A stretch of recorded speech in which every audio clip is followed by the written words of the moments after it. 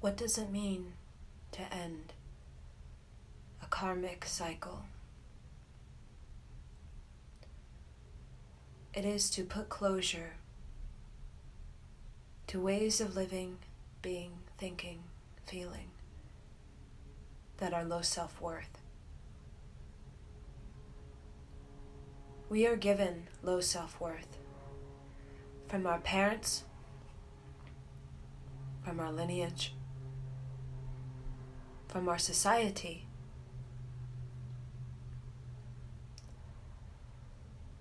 And in our low self-worth, we attract experiences, people, places, and things that do not satisfy our soul's desire. Our soul's desire is to come into the fullness of our authentic self. But in our low self-worth, we are desperate, we settle, we are greedy, we sabotage, we oppress ourselves, we ignore, deny, shame ourselves, basically to fit inside a belief that most likely is from our parents, our society, and our hardship. And we know we're in a karmic cycle because the people we interact with, the experiences we have, are not fulfilling. We can lie to ourselves all day long that we're fulfilled, that this is it, this is the one, this is my life. But deep inside, we know our creativity is dormant. We know our vitality is poor. Prosperity and abundance is not there. And we are not fearless. Low self-worth makes us feel like we're in a bind, that we are weakened by life, that we are unable, incapable of breakthrough. And low self-worth strips us of all our energy. We are tired, burdensome. We carry baggage, emotionally, psychologically, mentally, physically.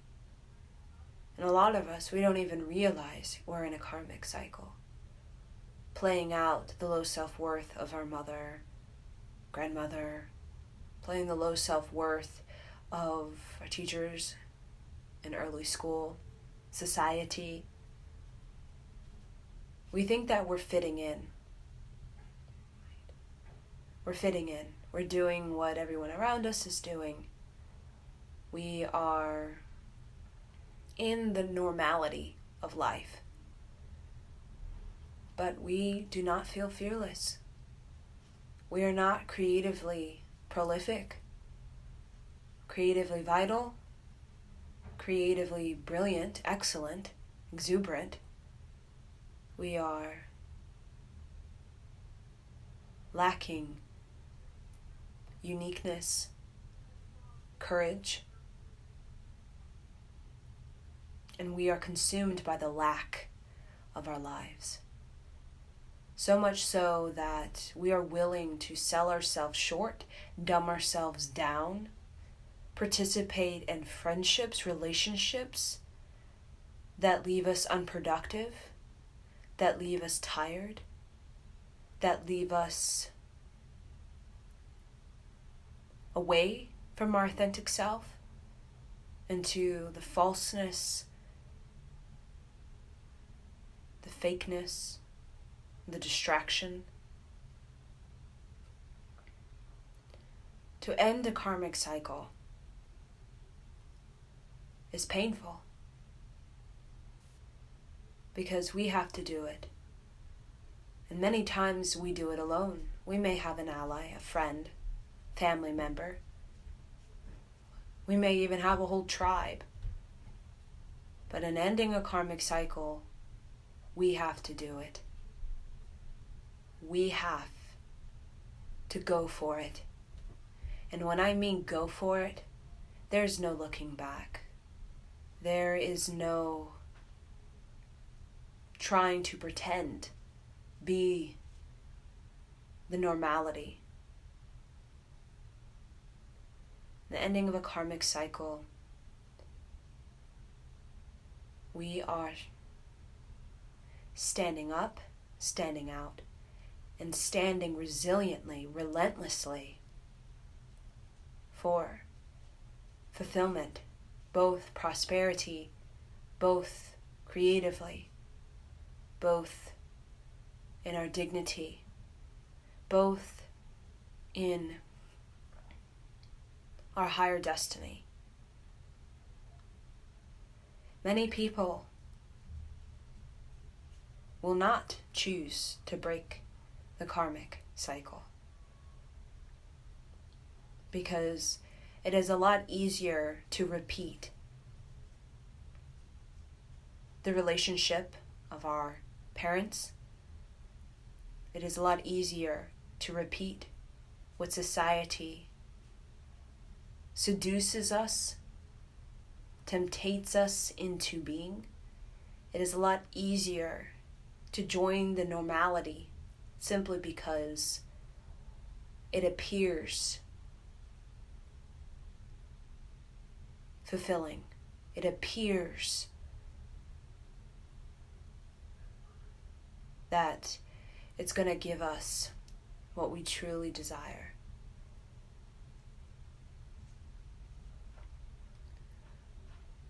In ending the karmic cycle, we realize that what we truly desire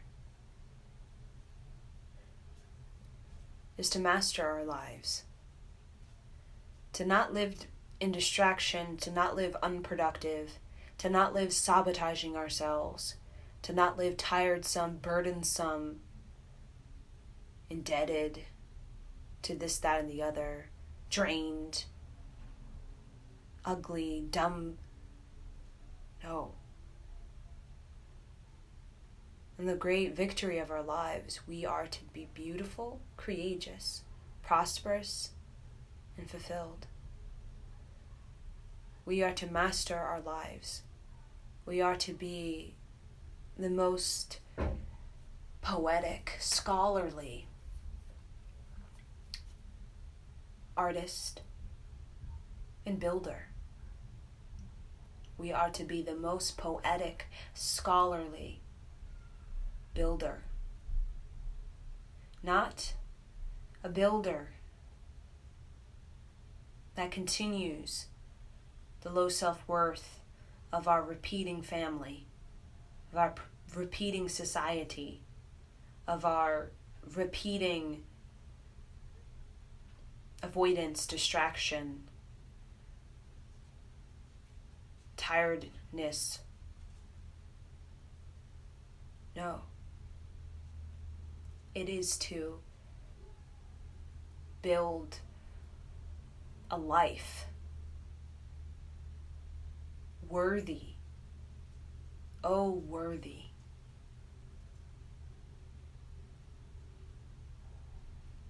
for human and the generations to come and the generations that were, to be entirely liberated, so much so that all the generations of the past and all the generations of the future, by our divine will,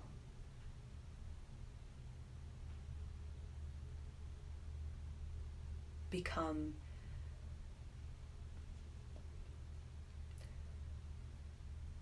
prosperous, sacred, resolved by our divine will. Our fearlessness, our tolerance, our resilience and relentlessness. We actually bring humanness back to its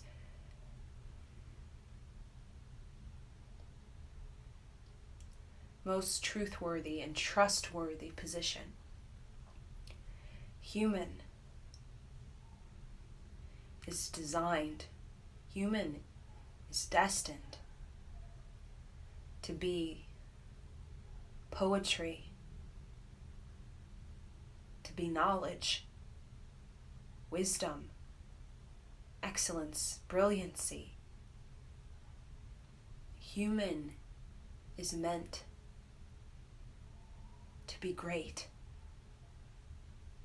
In the moment that we claim our greatness, claim ourselves to be smart, studious, claim ourselves to be dedicated, devotional, claim ourselves to be unique, special, claim ourselves to be creative, prosperous, claim ourselves to have so much energy, so much energy, so much energy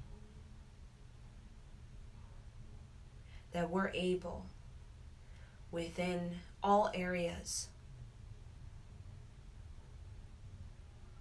of our life, to manifest according to our soul, manifest according to our prosperity, and manifest according to our fulfillment, the balance, the fairness,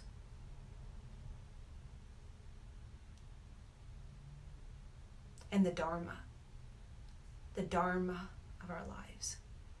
So when we think of burning through karma, burning through karmic ties, ways, behaviors, thinking, what we're doing is we're sending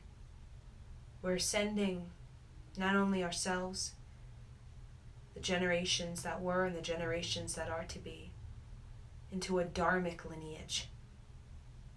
And when we think of dharma and a dharma cycle, a dharma pattern, we're talking about mastery. We're talking about poetry, the scholar, the teacher, the student, the person who is so energetic, exuberant, so self-trusting, so in awe of life, so capable, so great, so much love for themselves, care, respect, honor.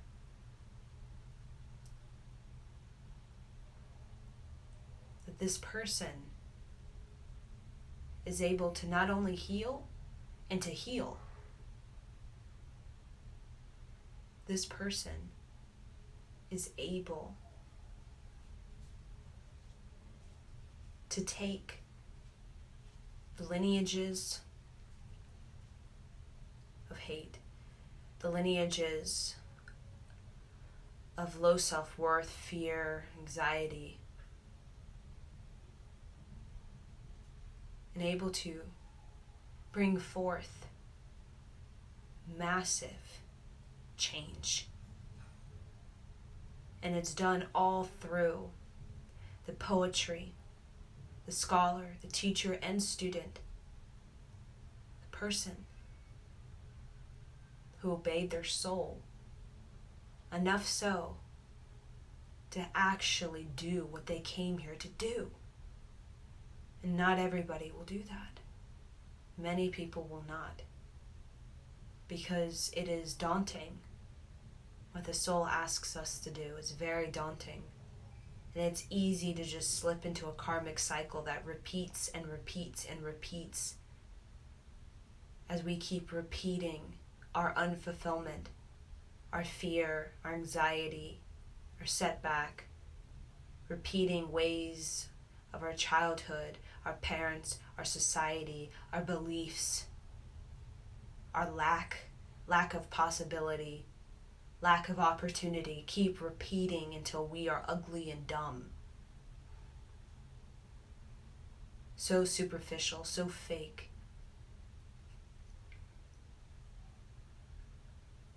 But the person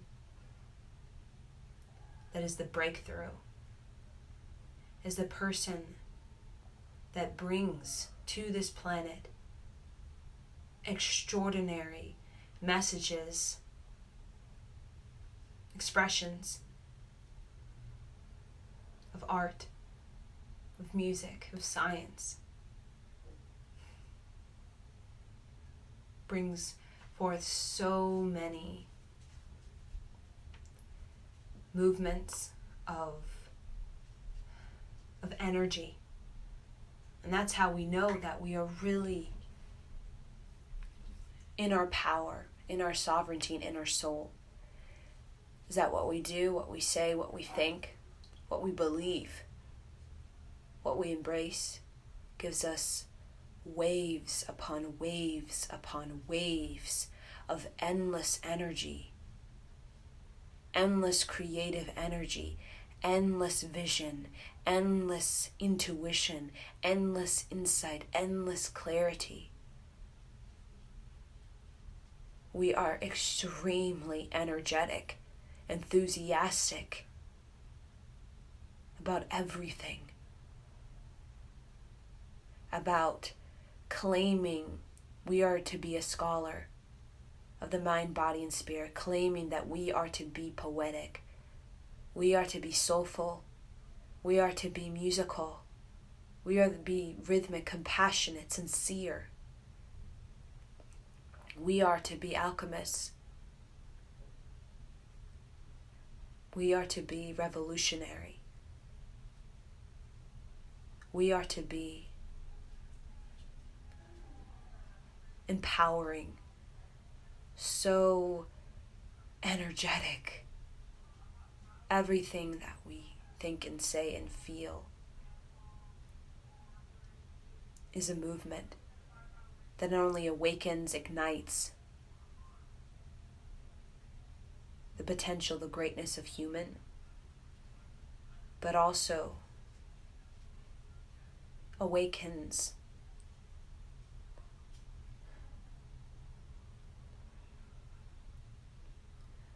our sense of accomplishment in life, right? The accomplishment of life. We all want to be accomplished. And there's nothing more accomplished than to be a person who is extremely energetic, extremely knowledgeable, trustworthy, truthful. A person who is moving, a person who is moved to change, to transform, to be better. And a person who actually is radiant. That's what Dharma gives us, radiance. We glow with artistry. We glow with alchemy. We glow